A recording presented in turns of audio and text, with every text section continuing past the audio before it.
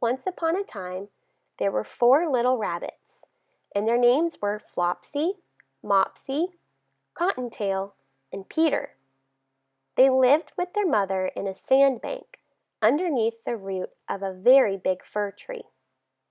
"Now, my dears," said old Mrs. Rabbit one morning, "you may go into the fields or down the lane, but don't go into Mr. McGregor's garden. Your father had an accident there. He was put in a pie by Mrs. McGregor. Now run along and don't get into mischief. I am going out." Then old Mrs. Rabbit took a basket and her umbrella to the baker's. She bought a loaf of brown bread and 5 currant buns. Flopsy, Mopsy, and Cottontail, who were good little bunnies, went down the lane to gather blackberries. But Peter, who was very naughty, ran straight away to Mr. McGregor's garden and squeezed under the gate. First, he ate some lettuces and some French beans, and then he ate some radishes. After then, feeling rather sick, he went to look for some parsley. But round the end of a cucumber frame, whom should he meet but Mr. McGregor? Mr. McGregor was on his hands and knees planting out young cabbages, but he jumped up and ran after Peter, waving a rake and calling out, "Stop, thief!" Peter was most dreadfully frightened. He rushed all over the garden, for he had forgotten the way back to the gate. He lost one of his shoes among the cabbages, and the other shoe amongst the potatoes. After losing them, he ran on 4 legs and went faster, so that I think he might have got away altogether if he had not unfortunately run into a gooseberry net and got caught by the large buttons on his jacket. It was a blue jacket with brass buttons, quite new. Peter gave himself up for lost and shed big tears, but his sobs were overheard by some friendly sparrows, who flew to him in great excitement and implored him to exert himself.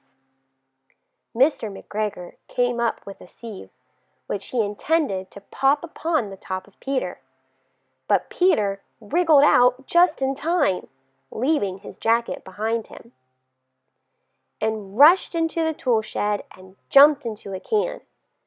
It would have been a beautiful thing to hide in if it had not had so much water in it. Mr. McGregor was quite sure that Peter was somewhere in the tool shed, perhaps hidden underneath a flower pot. He began to turn them over carefully, looking under each. Presently, Peter sneezed. "Ker's-a-choo!"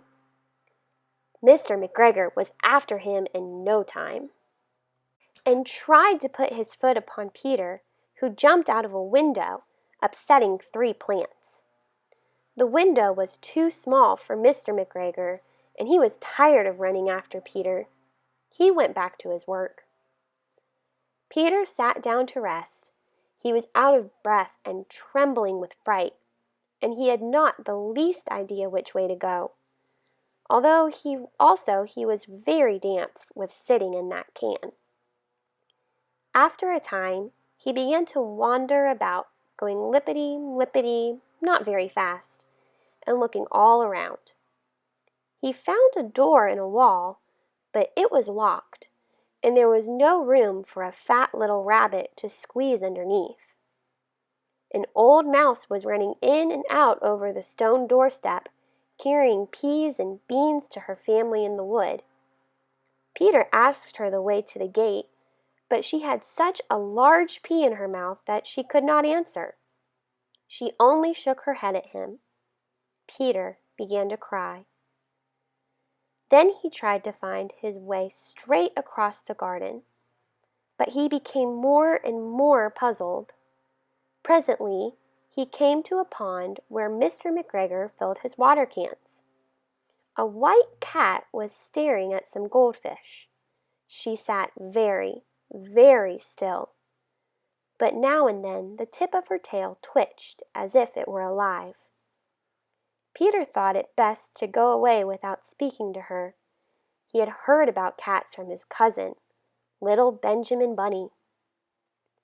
He went back towards the tool shed, but suddenly, quite close to him, he heard the noise of a hoe.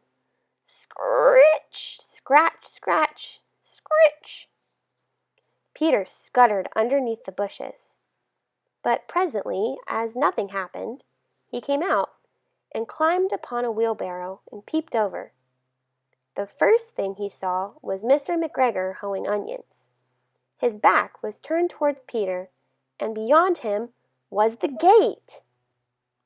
Peter got down very quietly off the wheelbarrow and started running as fast as he could go along a straight walk behind some black currant bushes. Mr. McGregor caught sight of him at the corner, but Peter did not care.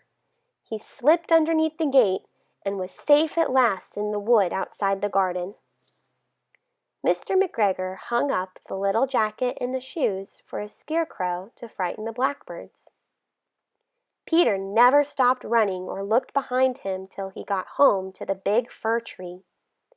He was so tired that he flopped down upon the nice soft sand on the floor of the rabbit hole and shut his eyes. His mother was busy cooking. She wondered what he had done with his clothes. It was the second little jacket and pair of shoes that Peter had lost in a fortnight. I'm sorry to say that Peter was not very well during the evening. His mother put him to bed and made some chamomile tea, and she gave a dose of it to Peter. 1 tablespoonful to be taken at bedtime. But Flopsy, Mopsy, and Cottontail had bread and milk and blackberries for supper. The end.